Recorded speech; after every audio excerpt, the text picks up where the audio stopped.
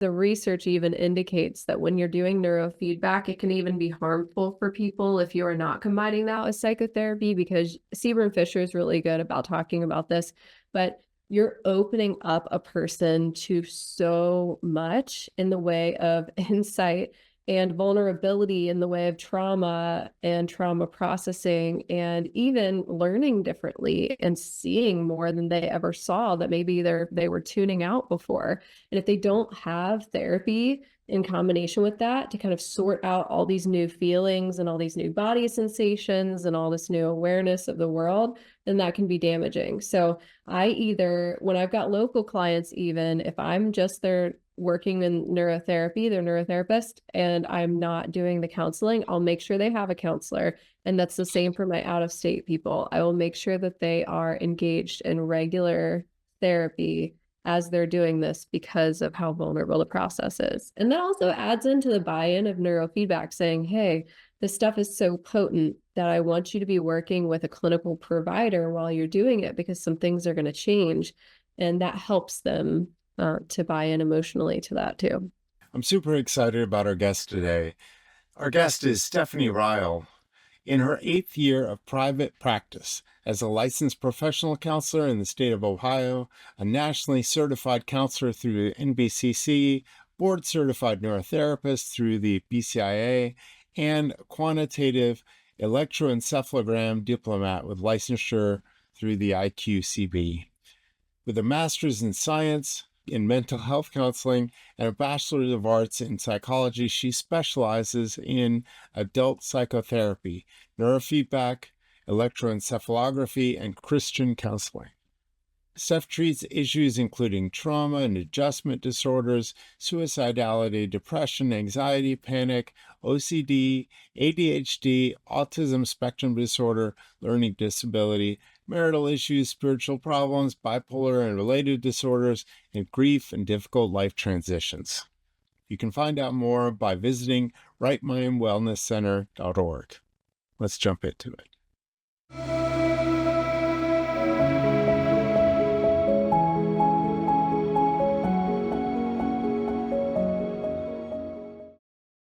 Thank you, Stephanie, for agreeing to talk to me a little bit about how you got into neurofeedback and the process, helping to raise awareness about people about why neurofeedback is awesome. So I guess I want to start with how did you even get into this field? What was your first sort of inclination that this might be something that you would be interested in? Yeah, I was practicing just psychotherapy, specializing in trauma and suicidality. And so all of my continuing education credits were something in regards to trauma and suicidality as a result.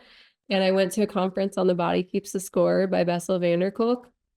And 𝗹𝗶𝘃𝗏𝗏 𝗍𝗏 was presenting on neurofeedback at that conference. And I was instantly convicted that I did not know about the organ that I was treating in the brain.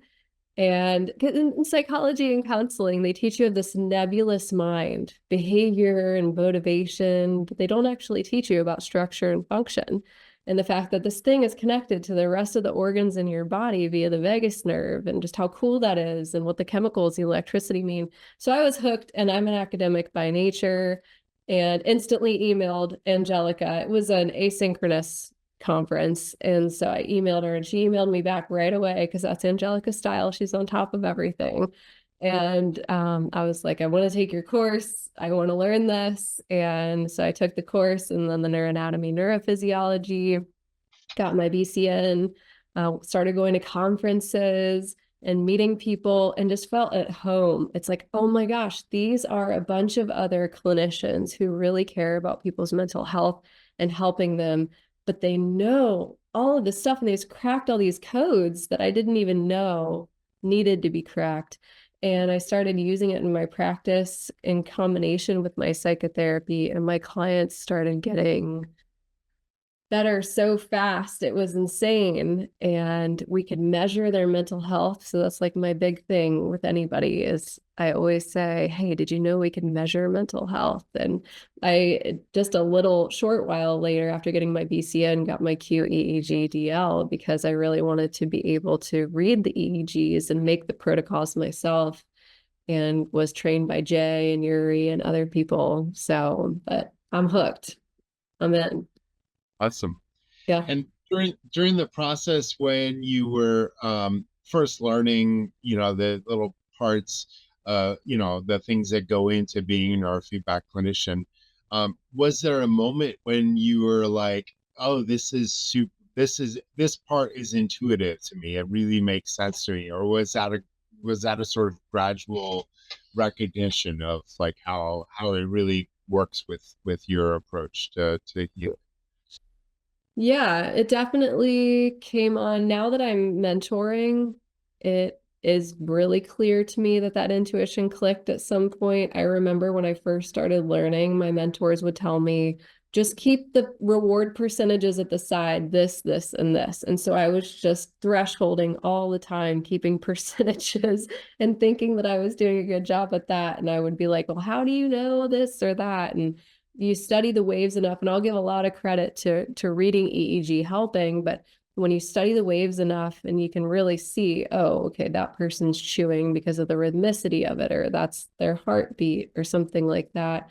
And it's so funny because I'll be in my kitchen cooking, training 4 people on different computers remotely, and I'll have their beeps on and I'll be able to tell which computer. It's like you've got babies crying or something. I'll be able to tell which computer, like, oh, okay, it's a little easy for them. They could use some thresholding or something like Mhm. that.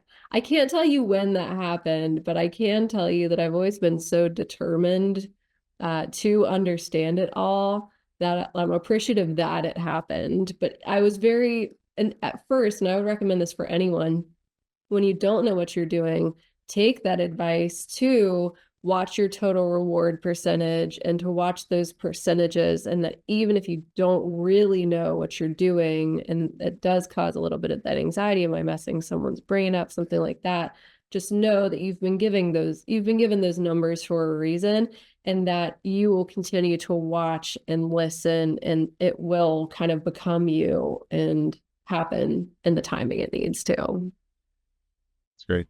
And during that process, was there any parts of it that were extremely challenging, like where you this does not make any sense to me? Like what in the early days, I know this is a while ago now, but do you recall some of the things that were really challenging for you that were more difficult to kind of get your head around? Yeah, I would say the conversations with the clients, I would meet with mentors. They would look at the EEG. They would tell me what was going on. I'd write a report for the client based on that information, and I'd be using the person's protocol that they gave me. And I would have an understanding of what they meant by that protocol and why they were using it. But when it came to explaining it to the client, I still felt like an intercom relaying information rather than the machine itself.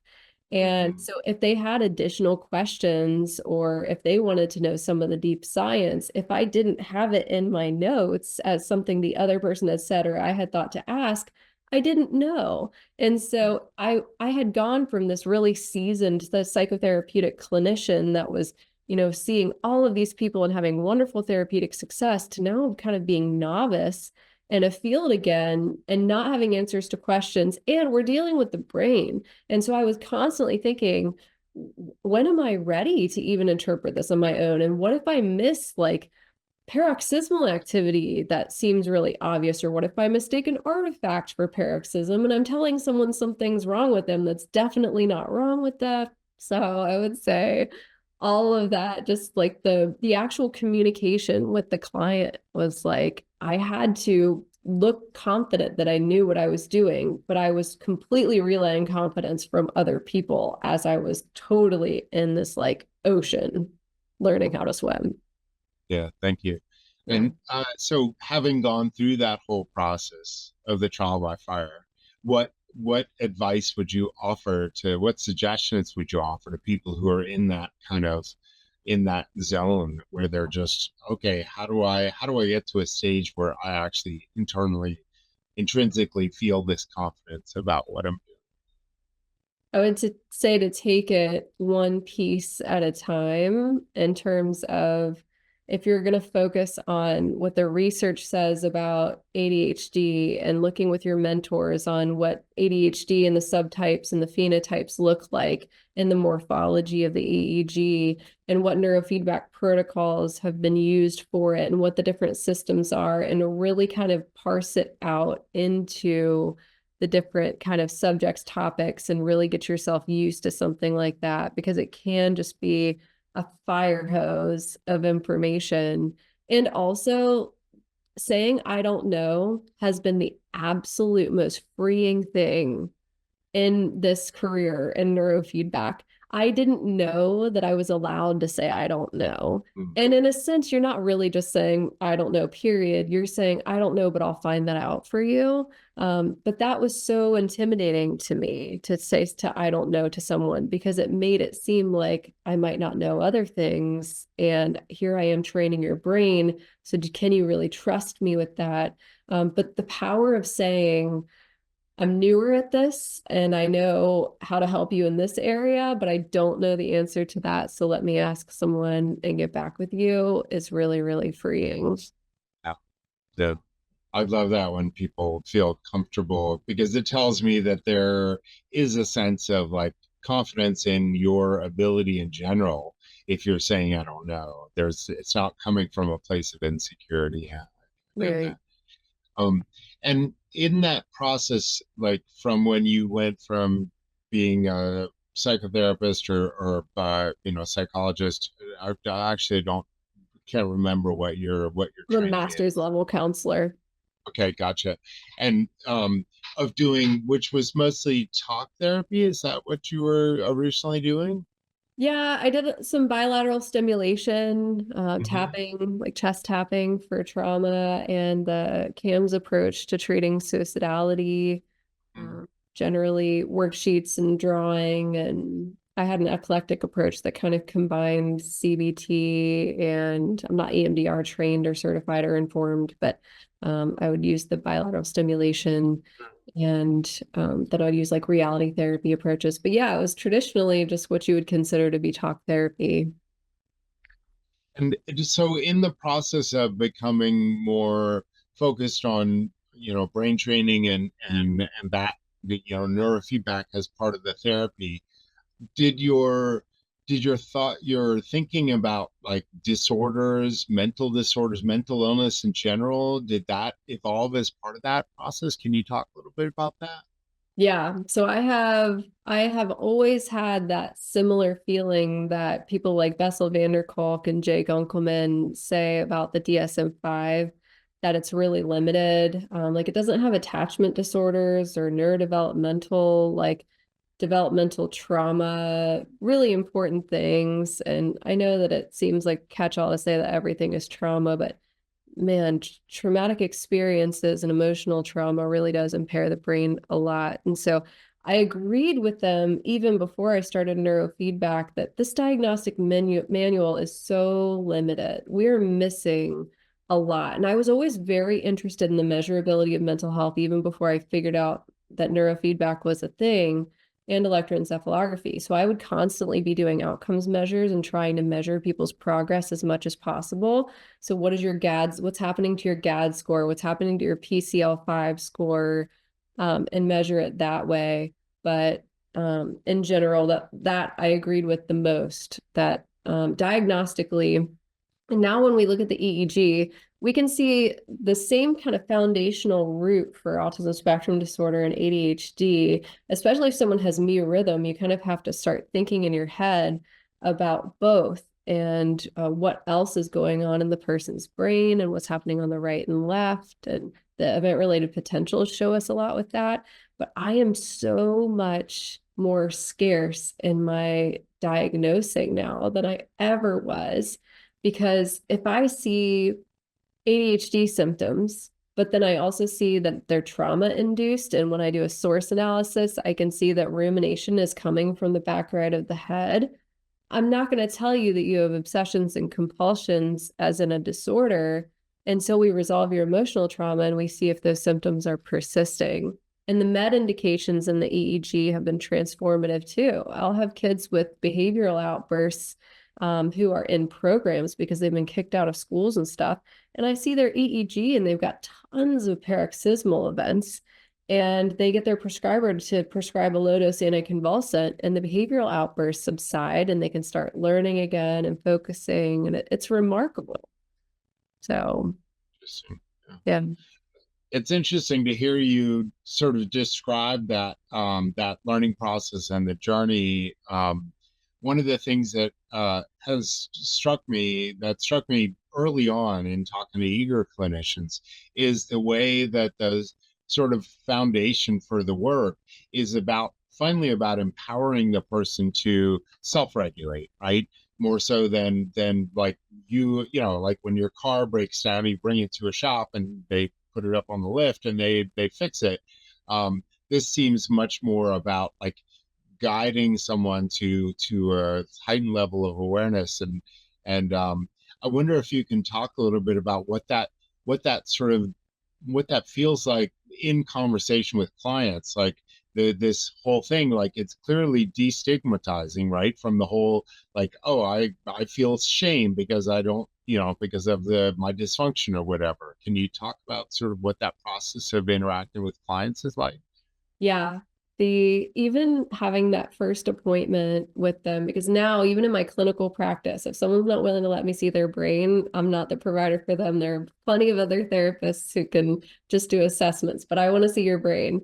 So when I see a person's brain, then I meet with them on Zoom and I'm sharing my screen. And before I even have read their intake documentation on their like clinical history or learned anything about them, I'm asking them, do you have trouble turning your thoughts into speech? Or did you know that your auditory cortex is idling? You're probably a much better hands-on or visual learner than auditory learner.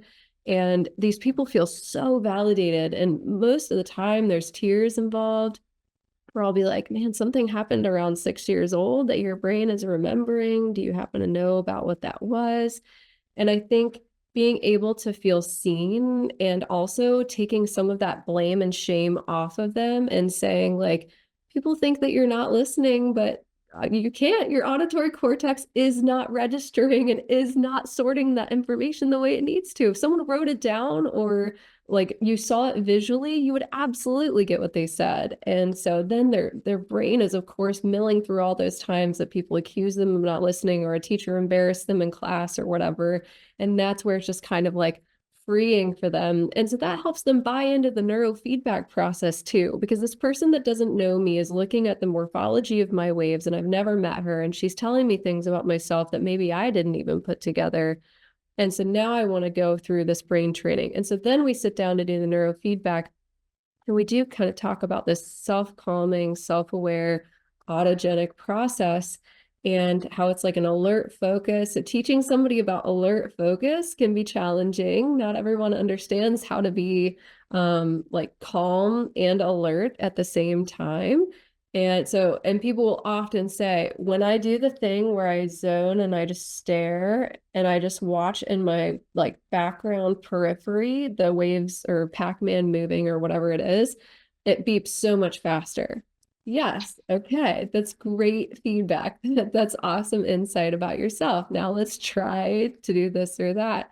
So it just boosts that self-awareness for them. But I think that initially getting to see their brain and getting to see why we created this protocol helps them to understand, oh, this is going to be a process that's even deeper and more vulnerable than I could have expected in neurofeedback. And they're more willing to then learn how to calm and sit and focus and what to look at and know themselves more. That's really cool. Yeah. And so when you first started out doing that, just to switch tracks a little bit, when you first started, you were doing, were clients coming to your clinic to do in-person neurofeedback mostly? And these days you don't do, you have some clients that come in person, but you do a lot of this stuff, remotely, right? Can you Yes. talk about how that how did that develop as an idea, and what was that like going from doing all in-person stuff to doing some stuff remotely, home use as we call it? Yeah. Oh, it's a longer story than I'll make it. But the short of it is that as soon as I found out about neurofeedback, I already had a caseload of like 163 people in my private practice. And so, and that they're not coming weekly, and some of them are spaced out to monthly or check-ins or whatever. But pretty much all of my psychotherapy clients, I'm just like, we need to start training your brain. I wasn't doing EEG yet. I was getting just the neurofeedback. And so I was just doing like CZSMR training. And so I'm like, we need to like train your brain, and I want to see how this helps you and it helps your sleep or whatever. And so I started doing that. And then I just got so excited that I was like, you know what? I'm going to get this $100,000 loan, and I'm going to get this 5,000 square foot space.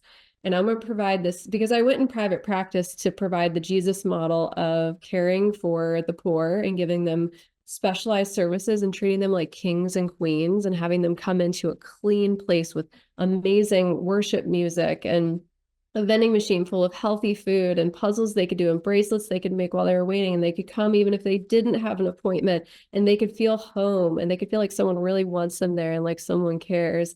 And I had a gym where they could receive free personal training with a licensed personal trainer, and all the gym equipment that they would get at a normal gym, and clinicians, psychotherapists in the front, and the neurofeedback technicians and EEG services in the back. And I just wanted to provide this like amazing space for them. And I knew Medicaid then, had this biofeedback codes, and then they weren't reimbursing. So it was only a couple of years that I could last and take out more and more loans before I had to downsize again. But I had several technicians, and all of my therapy clients would come in and they'd have therapy with their providers up at the front, and then they'd have neurofeedback in the back. And it was awesome. If insurance had reimbursed for that the whole time, it wouldn't have kind of shut things down. So then I didn't have the capacity to keep paying for staff. And that wasn't even why I really went home use, because I was still seeing people, and I downsized to just my neurofeedback people and me. And we were just still seeing people for trainings. And then slowly people were not able to afford it when insurance wasn't paying for it. People just weren't able to afford it. We lowered our prices for Medicaid as much as we could. The self-pay people were still coming in who had commercial insurances. And then I was like, man, something's got to give here.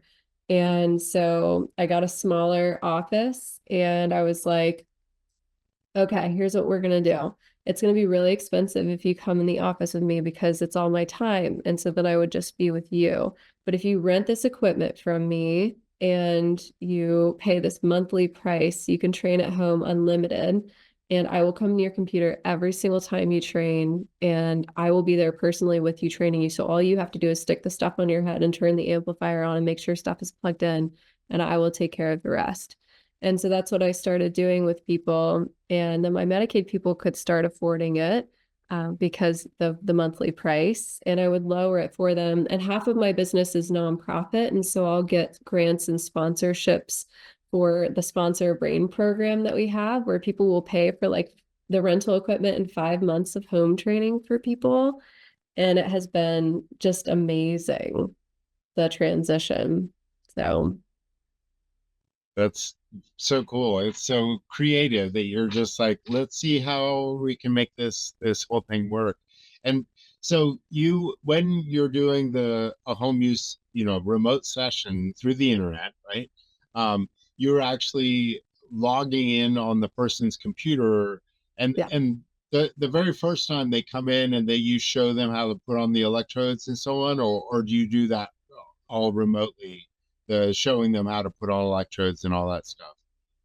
The very first appointment after the Zoom appointment where I've shared their EEG results, we'll have another Zoom appointment, and that will be their EEGer setup day. So they will have received their equipment either in the mail, because I have people who are in different states. I have someone in Utah and Florida and Colorado. I've got several people in other states or farther away in Ohio. So if they receive it in the mail, or they've come to my office and I've given them equipment, then it's kind of like unboxing day, and it's really fun, and we celebrate and we get on Zoom, and then we just go through, this is your amplifier and here's what an A channel and a B channel is, and these are your colored chords, and I have a protocol sheet for them. So their commitment is that every single time they train, before they text me that they're ready, they have to get on their protocol sheet and they have to type in 2 different types of reports of how they're doing. One, we've laid out 4 goals that we're measuring with a subjective units of distress scale, 1 to 10. Sometimes people like A to F. And then the other is, how are you feeling before training and how are you feeling after training? So the person will have already gotten on and completed how are you feeling before training and their subjective units of distress, and they'll know to come back to how you're feeling after training at the end. And then on that protocol sheet, I'll take the cells next to where their electrodes are and where we're training, and I will match it with their chord color on their amplifier. So they'll have a pink box that then says 1 finger up from the ear on the left and 2 fingers up. We'll make little like measurements for them. And on Zoom, we'll kind of like put the electrodes on together. I'll teach them about prepping the skin and pasting the electrode and everything. And remember, a lot of the clients that I work with are Medicaid and low income. And so it makes it kind of fun and helps empower people to know that they can do the sciencey thing and keep up with spreadsheets. So that's kind of fun to empower them in that way.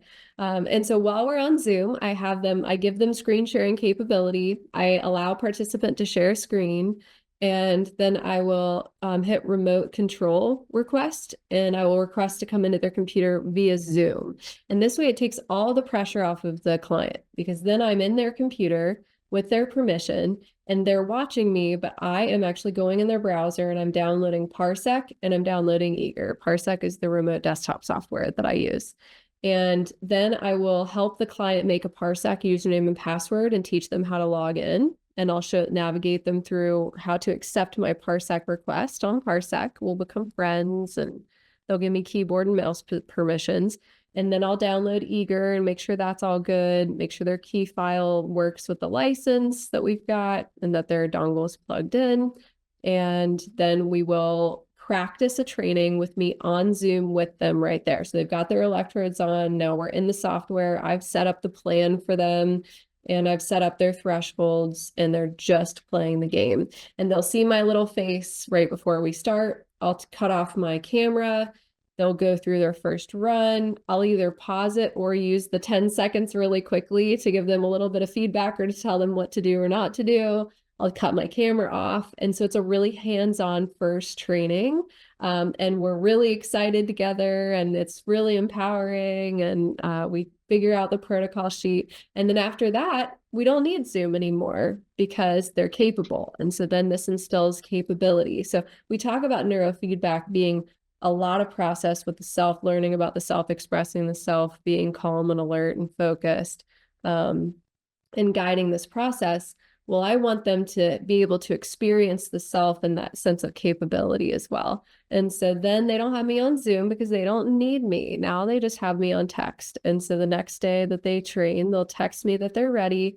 I'll get into Parsec, they'll accept my request, and then I'll usually send an encouragement like, awesome job, you let me in first try, that was great.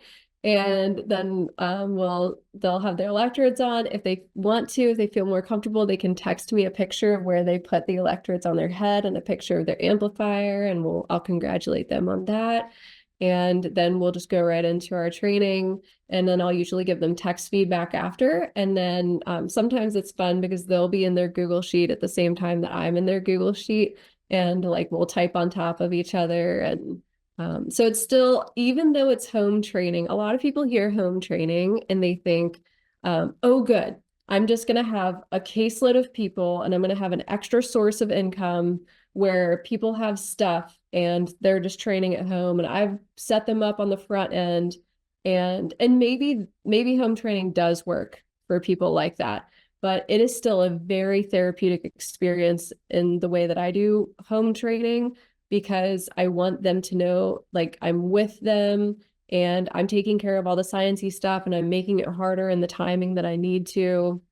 And if they have discouraging training, if they're doing that on their own and I'm not following up with them each time or at least every week, if they're having discouraging trainings after discouraging trainings, and this is a person with trauma that is used to chronic discouragement, who also has alexithymia and doesn't know how to vocalize to me that they're discouraged, and I let them go weeks and weeks, that can actually be more damaging. So you really have to allow, if you're going to choose to be a home use practitioner, you really have to be willing to be even more hands-on in a lot of ways than you are face-to-face training a person, because there's so much more vulnerability at home, and they have to feel so much more independent and capable than they would in your office. And it's an opportunity, so you have to take it.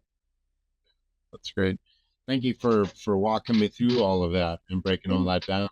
I know that one of the things for many clinicians is fear around the way that the licensure, the different licensure organizations, it's different from state to state.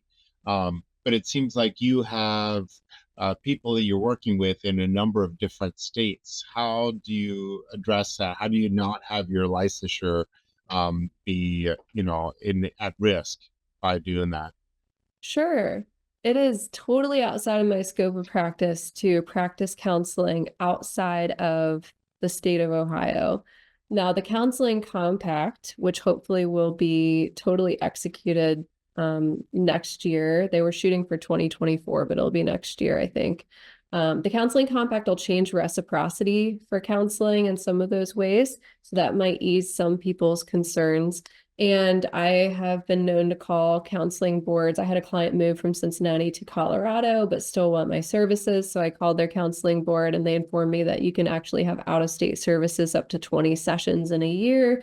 So there are different states that allow that. But generally, the way I'll answer that is that I am not doing clinical mental health counseling with these people remotely. My people in Utah, and even my people here in Cincinnati that I'm remote neurofeedback training, that is their time for neurotherapy. We are not, even though we have goals on the protocol sheet, those are their brain goals. Those are not therapeutic goals. I'm not diagnosing them and treating that diagnosis like I would someone that comes in for psychotherapy in my office.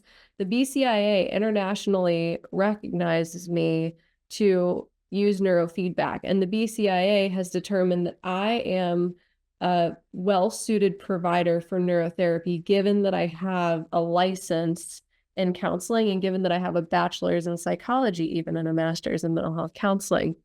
And so my education and my license have allowed me to be a credible enough person for them to give me the certification. But the actual practice of my neurotherapy, if not combined with psychotherapy, is separate from the clinical mental health counseling that I'm doing in Ohio. And I make that really known to my clients. And I also have that on my informed consent for neurotherapy. So I have two different consent forms that clients sign on my electronic health record. They sign an informed consent for psychotherapy and informed consent for neurotherapy.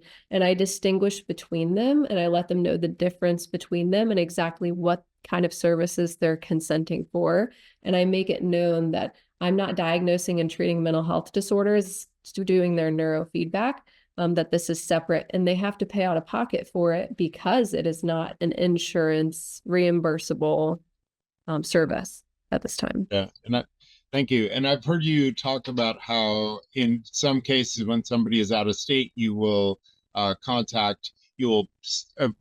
the client to have a relationship with a local mental health practitioner. Can you talk about that a little bit? I do not believe that neurotherapy and psychotherapy should occur separately from one another. I do believe that they're two different services, but the research even indicates that when you're doing neurofeedback, it can even be harmful for people if you are not combining that with psychotherapy, because 𝘁 Fisher is really good about talking about this, but you're opening up a person to so much in the way of insight and vulnerability in the way of trauma and trauma processing, and even learning differently and seeing more than they ever saw that maybe they were tuning out before. And if they don't have therapy in combination with that to kind of sort out all these new feelings and all these new body sensations and all this new awareness of the world, then that can be damaging. So I either, when I've got local clients, even if I'm just there working in neurotherapy, they're neurotherapist, and I'm not doing the counseling, I'll make sure they have a counselor. And that's the same for my out-of-state people. I will make sure that they are engaged in regular therapy as they're doing this because of how vulnerable the process is. And that also adds into the buy-in of neurofeedback, saying, hey, this stuff is so potent that I want you to be working with a clinical provider while you're doing it, because some things are going to change. And that helps them to buy in emotionally to that too. Awesome. Thank you. And I've heard you mention before that you're enthusiastic about the software that we support. So I wonder if you could talk a little bit about why 𝘲𝗓𝙃? What's different about 𝘲𝗓𝙃? Why do you like it? Oh my goodness. I love 𝘲𝗓 because it's so manual. I am a control freak, as I will admit it. I give God credit and control in all parts of my life. But he has made my brain one that really likes to be right there driving. So 𝘲𝗓 is awesome because I can customize my protocol. I can customize each threshold band. I love that. Like the other day, I was inhibiting 2 to 6 for a woman that just has this really strong slow feature on her central strip. And I noticed in her raw data that up at the top that she was firing a really consistent like 9 to 10 hertz alpha constantly during this training. And without even having to get out of the 𝘲𝗓 training, I just got to hold control and hit the arrow keys and widen my low inhibit band from a 2 to 6 to a 2 to 10. And it made it super difficult for her. And then I had to kind of change my numbers over there. But it really hit the spot that it needed to hit there, because I don't want her firing 9 or 10 at that spot either. I still want the 12 to 15 in her case. So I love that, like in real time, I can be training somebody and still change. And then later I went into the plan and added 10. I went up to 10 for future trainings. But it's so manual. It's so easy. It looks so intimidating compared to some other neurofeedback softwares that have really simple screens and maybe some color-coded bars that go up and down with the inhibits. But maybe being a numbers and letters person too, I love that I can see the microvoltage and the power, the percentage of the power as well, the percent reward. I love looking at the overall reward. I love looking at the inhibit and reward bands. I love that I can change my reward to down training whenever I want. Yeah, and I love that I can modify the traces. So if I want a 5 trace, a 6 trace, an 8 trace, I can do that. And it makes functioning between single and double channel training really, really easy. The review screen is incredible. Not only do you get to see, I mean, someone has already seen their bar chart data for how they did, how long it took them to get through a maze and what their score was, and then how that plotted over time. But you can actually show them, even in terms of the standard deviation from where their power started to where their power ended on this summary and detail screen, you can actually show them these numbers and you yourself can see it. So I just haven't seen a neurofeedback software like it. With as much capability as it has. And I love being in control the whole time. And I really disagree with, this might get a little political, I don't mean to, but I really disagree with any sort of like secret sauce neurotherapy that just kind of plugs someone up to like norms, basically, and trains their brain to be like a general group of people that say that they don't have symptoms within their age and gender. And then being like, well, that might take away your special function and your giftedness, and then I don't really know what's going on. So nope, I just love it. I love that you can use multiple amplifiers with it, and you can use different types of electrodes, and you can still be your own little individual practitioner however you want. Bring your amplifier, bring your electrodes, and come to the party. Everybody's welcome. That's great. Yeah. It's interesting the way when you're talking about the this secret sauce as you call it, and I think of it as one size fits all neurofeedback, and it's something that I hear quite often actually from ear clinicians. This idea that there's no normal brain. There is no, it's the beginning places that each brain is unique and how your brain has developed it. The goal is not to train you to some average, but instead to increase your level of, as Seaburn would say, like the level of flexibility and how much you are able to shift depending on your circumstances. Yeah. Exactly. Yeah. Yeah. Well, thank you so much for talking with me today, Stephanie. I really enjoyed this conversation. Oh, good. I'm glad. I'm here anytime. Thanks for watching. If you found something helpful, use the like and subscribe. It helps us with YouTube algorithm and lets us know we're on the right track.